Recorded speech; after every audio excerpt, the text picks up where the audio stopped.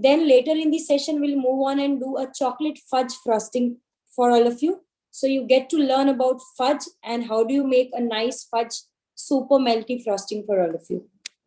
Guys, I've already mentioned the recipe in the chat box. I want all of you to quickly grab the screenshot. I'll wait for 10 seconds so that everybody takes it, and then we'll quickly jump onto the demonstration. And once you're done taking the screenshot, please put down a done or a like in the chat box for us so that I could quickly move on. Perfect. Great. So, Shivani, could you spotlight my overhead camera, please?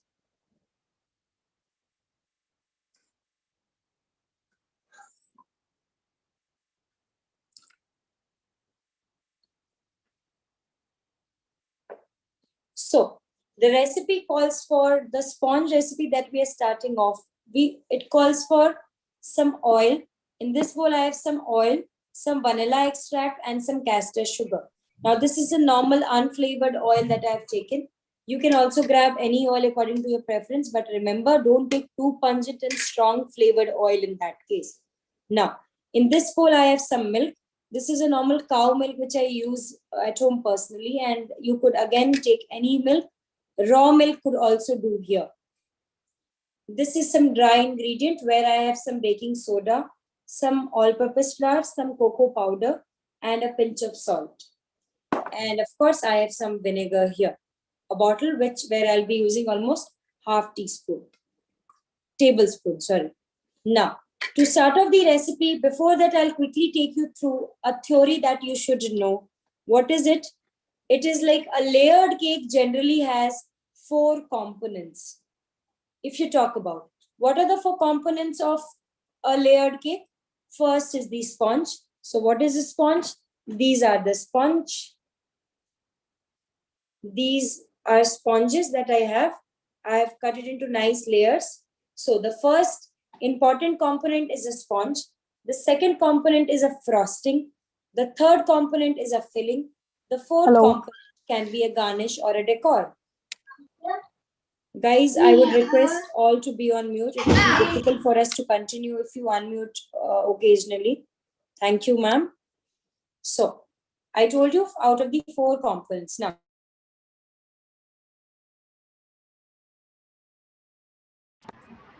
yes. So, talking about the 4 components, I will tell you out of those 4 components, there are 3 components you could do well in advance, which means you could prepare them in bulk and keep it in the refrigerator and use according to your requirement. What are these?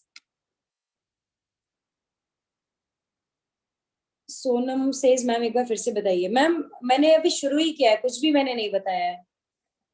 So, 4 components of a sponge we have, of a layered cake we have told: sponge, filling, frosting, and decor. Out of these 4 components, there are 3 components that you could do well in advance. What are these 3 components? First thing which you could do, I am in the middle of the demonstration, guys. You can enjoy the demonstration. Later, towards the end, I could help you with the recipe ingredient list. So, talking about the first component, which is the sponge, yes, you could bake your sponges well in advance. आप पहले से bake करके रख सकते हो, and you could store it, you could wrap it in the sponges in nice plastic wraps, and आप उसको freeze कर सकते हो. The reason for it being freezed is freezer will ensure that you're not dehydrating the sponge. Now, you can see this is a freezer stored sponge. Look at the moistness and softness it has got. अब देख रहे हो कितना soft है? So, I'm talking about it is compulsory. Like I personally do it for all of my sponges. I like to store it in the freezer so that the moisture is trapped inside the plastic wrap. So go ahead, store it in the freezer. Not in the refrigerator, because the refrigerator will tend to squeeze away all the moisture, which means आपका sponge dry हो जाएगा. So हमने sponge पहले से advance में बना लिया bulk में और store कर दिया freezer में. Second component जो आप advance में bake कर सकते हो is filling. Filling bee, you could bake 2 to 3 days ahead, and you could keep it in airtight box in the refrigerator. 3 days tak it is very much fresh and you could use it. Third component which you could bake in advance and make in advance is the garnishes. Yes, chocolate garnishes, sugar art, आप कुछ भी पहले से बना के advance में रख सकते हो. Fondant तो you could keep for 3 months also. Guys, I'll follow this trend of most English, little bit Hindi in the middle. It will be difficult to cover both the languages for the same explanation because we are limited to a 35 minutes class. I have to finish everything, otherwise we'll miss out points. But again, if you don't understand, आप prompt करके towards the end, जब हम 10 minutes discuss करेंगे questions, you could ask me the same, right? So, I told you, garnishes can also be done in advance and you could store it. Talking about the fourth crucial component, which was the frosting. Frosting should always be done freshly on the day of assembly of the cake. Why I'm saying this? Because frosting's flavor tend to spoil and it dries out when you store it for longer amount of time in the refrigerator. So go ahead, make the frosting fresh on the day of cake assembly. Now, let's assume today I'm going to assemble the cake. आज हमें cake को assemble करना है, maybe in the evening. So, in the morning, what you will do? आपने advance में prepare किया था bake sponge को. So, the first thing you will do is you will take out the sponge from the freezer, let it thaw completely on the countertop. Thaw matlab you will want to let it come back to its original texture. Now, this was a freezer stored sponge. It is nice and soft. It means it has come back to its nice texture. So, aapko bhi, you need to let it come back to its nice texture. It would take approximately 1.5 to 2 hours just because it is summers. So, in these 2 hours, you could prepare the frosting and you could quickly arrange everything and stack up your cake. Now, once you have stacked and layered your cake, your decoration is done. You could store your decorated cake in the refrigerator for max up to 2 hours. I would not suggest for more than 2 hours. Otherwise, it will tend to dry out the frosting, which is the most important part of your cake. And how do you store it? This decorated cakes, you have to store it in cardboard boxes inside the refrigerator. Once ये 2 hours आपने store किया, उस बीच में you could deliver the cake to the client or the client comes and picks it from you. Not more than 2 hours suggested after decoration, right? So we'll quickly jump on. We'll quickly jump on to the sponge part. So before starting, I have the milk here. I will be adding some vinegar to the milk here.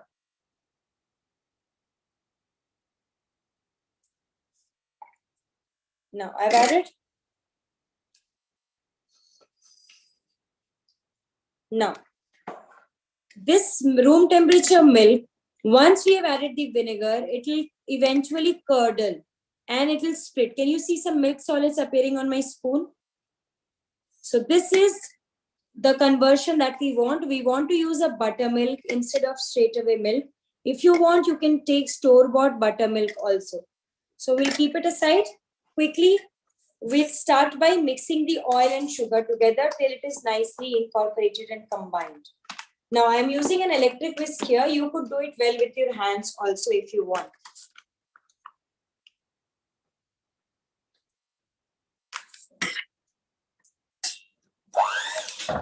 Okay, so I'll quickly start by mixing it.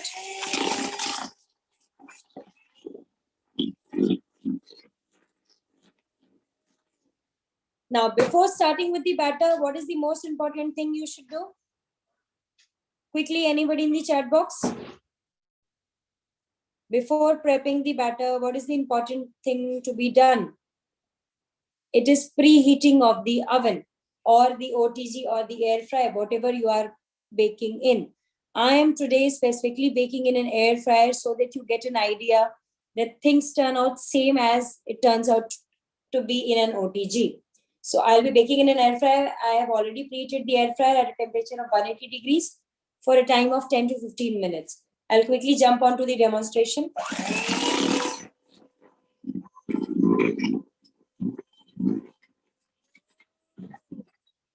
Nicely combined. We'll come to the cooking of the gas, like cooking the cake on the gas later on towards the end.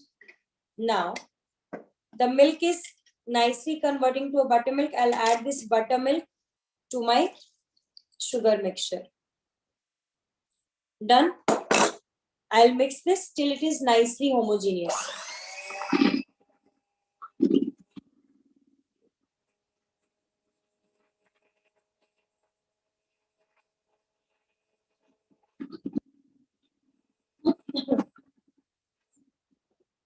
Nice and combined. I'll stop. Now comes the important part where I have taken the dry ingredient I told you. I'll quickly give this a stir, and I have shifted this batch of dry ingredient.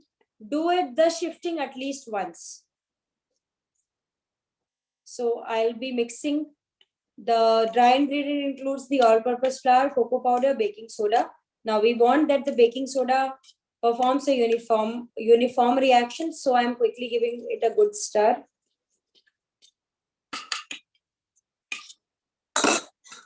And I will add it in parts. Now the first batch goes in. We'll mix it. Now, I'll show you a technique for all those who are beginners to this confectionery world. Quickly.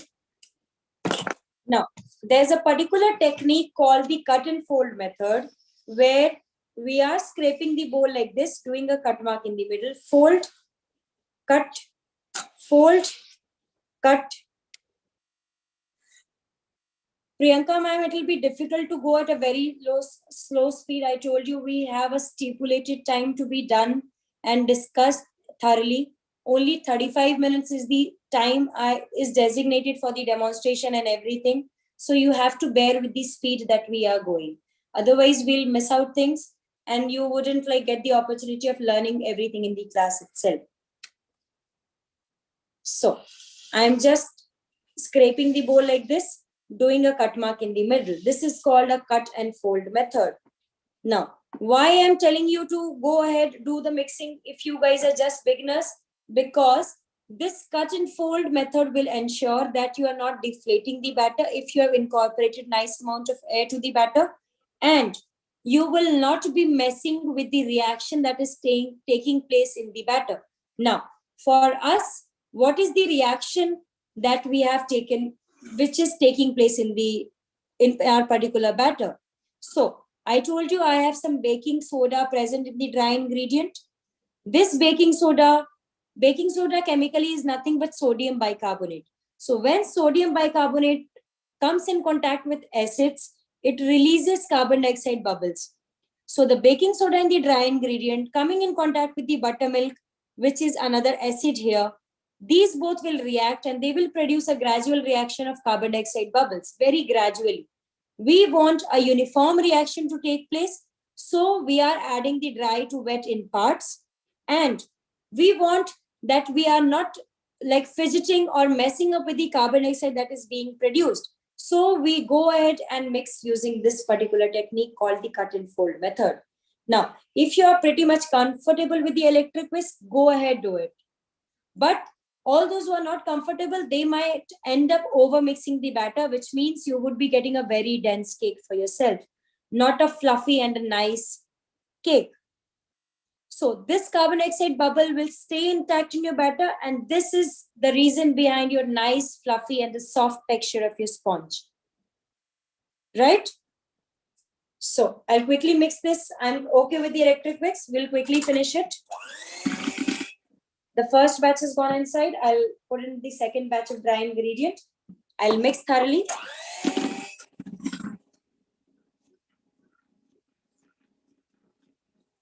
Done. Now, I have used a cocoa powder from the brand Van Houten, which is again of the medium intensity darkness. You could grab any brand according to your preference.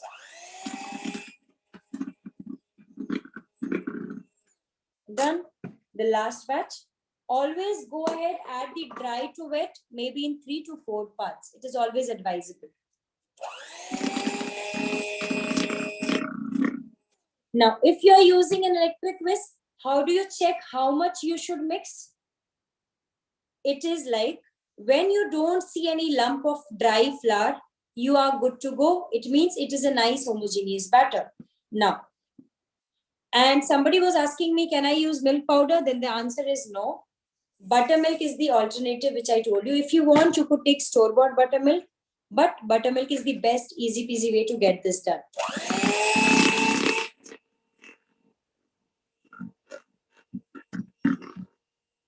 I stop. Now, to tell you about mixing, it is okay to undermix your batters, but overmixing will lead to a very dense cake, which is not at all advisable. Now, can you see a nice homogeneous batter? Yes. So I have my cake ring here. I'll be transferring the content to the cake ring. This is a cake ring, 5.5 inches. I'll use some aluminum foil at the base so that the batter doesn't drain out.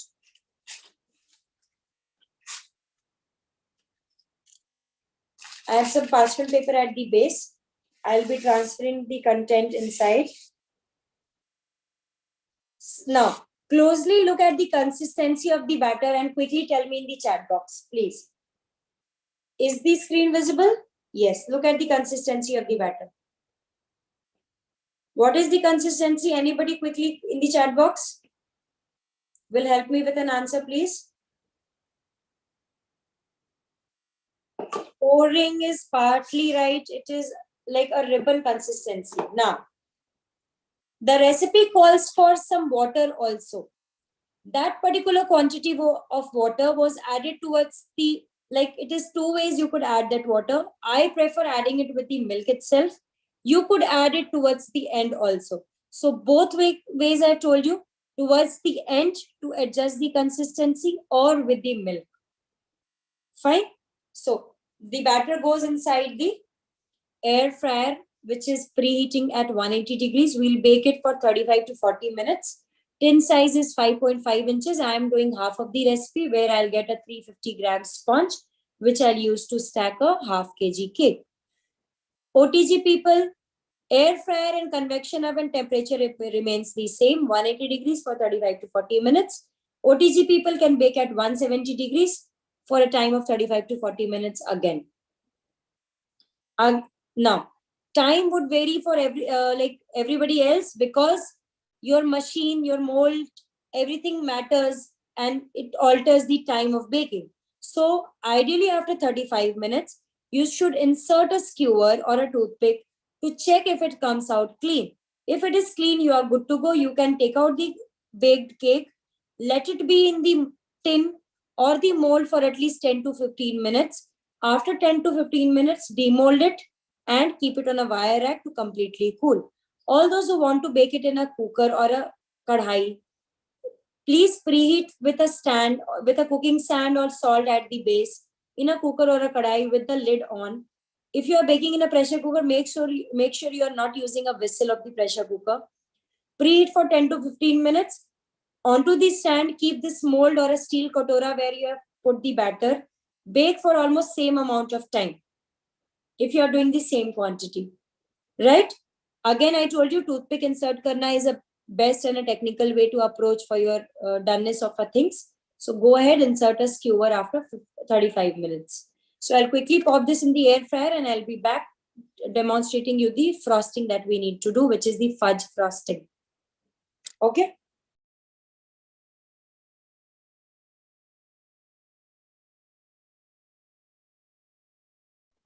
In the oven, it is 170 degrees. Convection oven, it is 180 degrees. OTG is 170 degrees.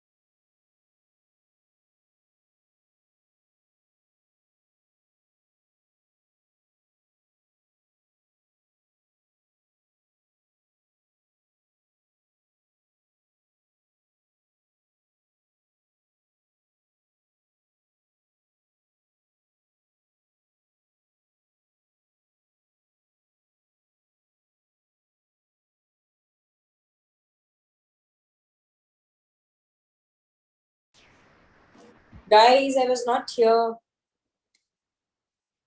I'm back. So we'll quickly jump onto the frosting.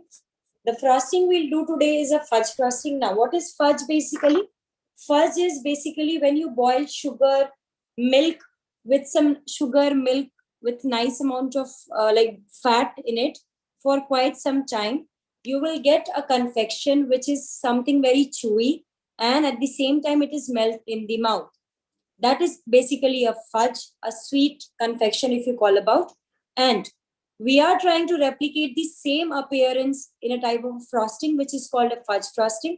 So for us, we would be doing a frosting which will have a nice bite to it, and it will be melt in the mouth at the same time.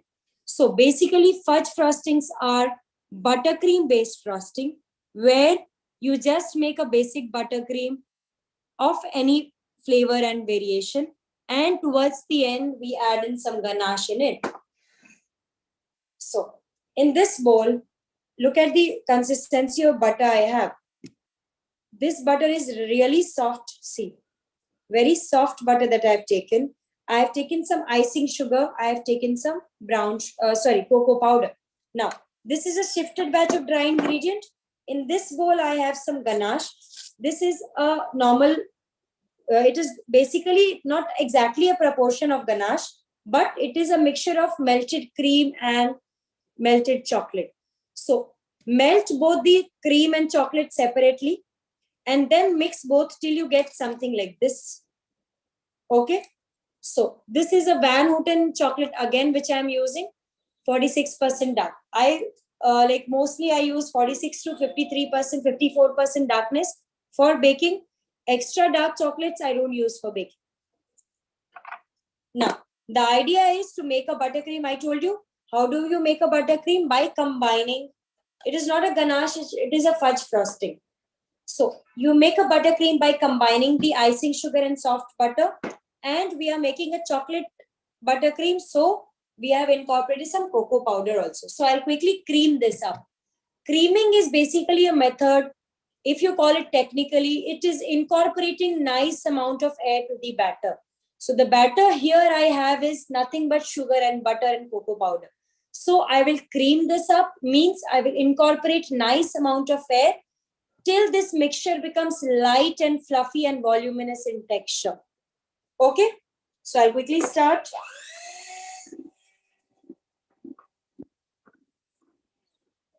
We'll start on a low speed, then we'll move on at number 4 or 5 because things will tend to spill off.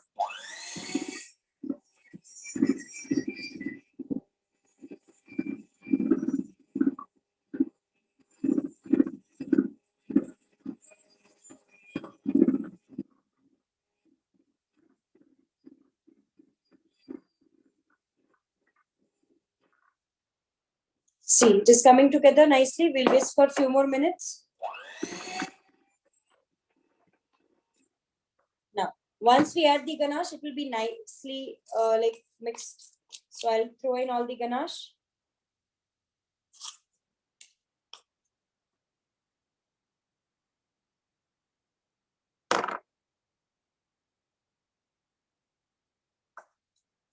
Just mix the cream. Now, which cream to be used? It is the 25% fat fresh cream of Amul which I have used. Chocolate, I told you, 46% dark Van Houten chocolate. But remember, don't use whipped cream for heating or making ganaches. It is not advisable. And never add a very chilled cream to the melted chocolate. Your chocolate will seize and it will develop granules, which means you will have to discard it anyhow. Now I'll continue to mix this till I get a nice homogeneous frosting. Sorry. Yes, fine now. Start at low, then we'll move on till 5.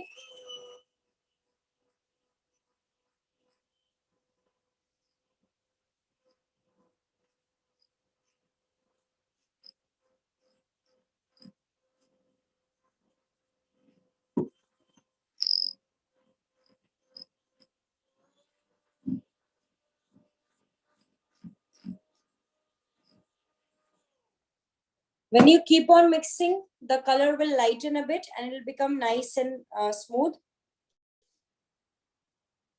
If you don't have icing sugar, just powder the sugar at home and use it for your recipe. We'll continue to do for a few more seconds.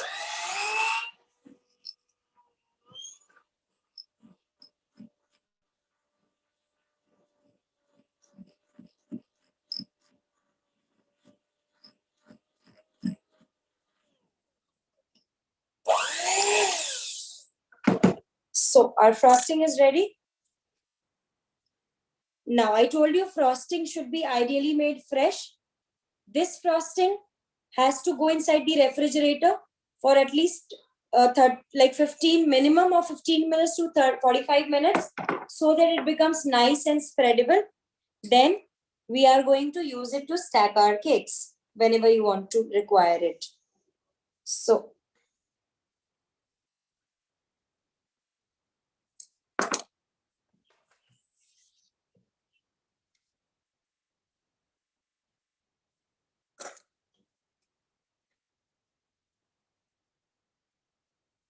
I'll keep it in the refrigerator and we'll be back.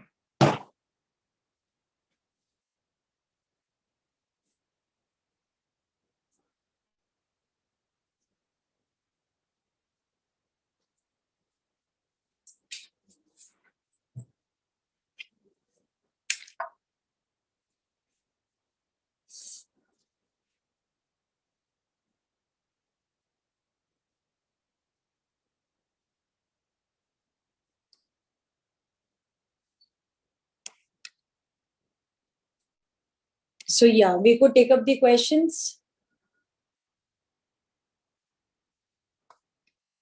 I'll spotlight my front camera. Yes.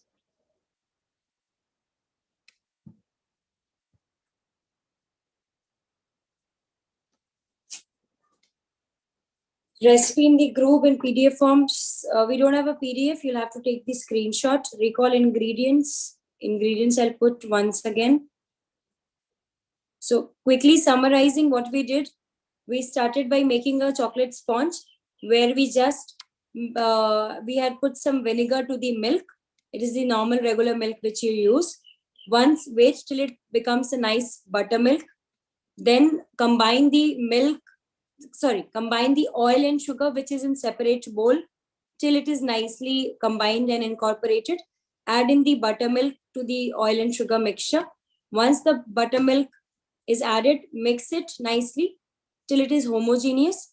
Then you can add in the flour, which is the combination of dry ingredient, flour, baking soda, cocoa powder, and a pinch of salt.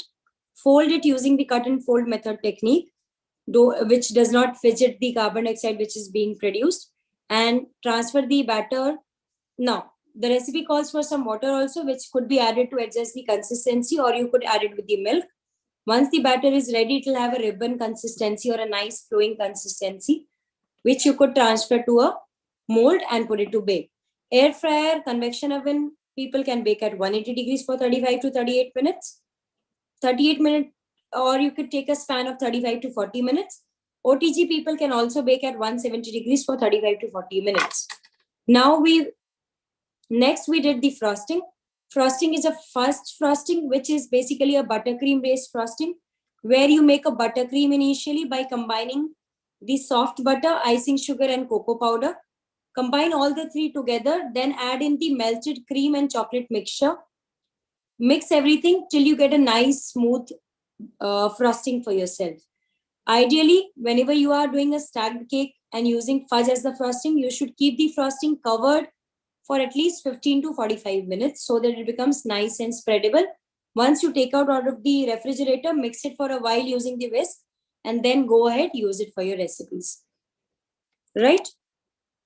Warm cream means fresh cream because whipped cream cannot be like heated. right? So questions that we have, ma'am is going too fast. कुछ समझ में नहीं आ रहा है. How can we prepare a ganache? It was not a ganache. It was basically a mixture of cream. Different ganache have different proportions. If you're using white chocolate, dark chocolate, milk chocolate, the variation of proportions would be there. We are not discussing ganache. We are doing a fudge frosting. So it was basically a mixture of melted cream and chocolate, which I called just a ganache, but not an exact proportion of ganache. How long can you keep the cake base in the freezer? For 6 to 7 days easily. Yes. So meanwhile, Shivani, would you come up and talk about the surprise that you have for them?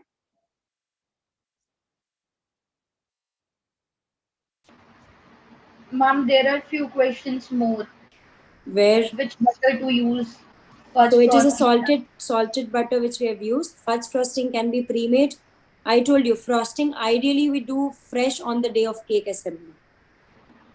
Which cream means it is the full, like 25% fat, basic fresh cream which is in the market. And if you're talking about whipping cream, then like this class is way beyond the scope. We'll have to discuss it in the extensive class, which is best and which is like okay.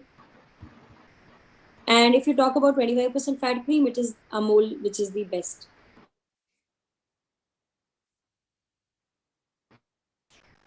Right. So now, great. So everybody quickly in the chat box. Hope you are liking it. Hope you have learned something. Everybody quickly in the chat box. How is